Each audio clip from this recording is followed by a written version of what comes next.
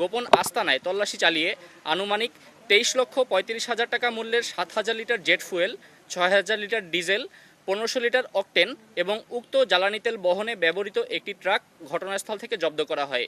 অপরদিকে চট্টগ্রামের ইপিজেড থানাধীন আকমল আলী সুইচ গেট সংলগ্ন এলাকায় আজ 19 মে 2026 মঙ্গলবার মধ্যরাত 1টায় কোস্টগার্ড আউটপোস্ট পতেঙ্গা কর্তৃক গোপন সংবাদের ভিত্তিতে আরও একটি অভিযান পরিচালনা করা হয়।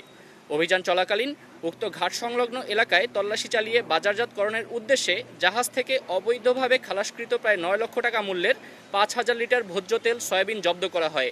দুটি অভিযানেই আভিযানিক দলের উপস্থিতি টের পেয়ে চোরাকারবারিরা পালিয়ে যাওয়ায় কাউকে আটক করা সম্ভব হয়নি।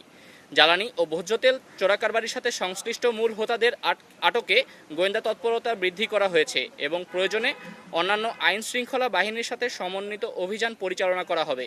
জব্দকৃত জ্বালানি ও ভোজ্য তেল এবং ট্রাকের পরবর্তী আইনানুগ ব্যবস্থা গ্রহণের কার্যক্রম প্রক্রিয়াধীন রয়েছে। চোরাকারবারি রোধে কোস্টগার্ড ভবিষ্যতেও এ ধরনের অভিযান অব্যাহত রাখবে।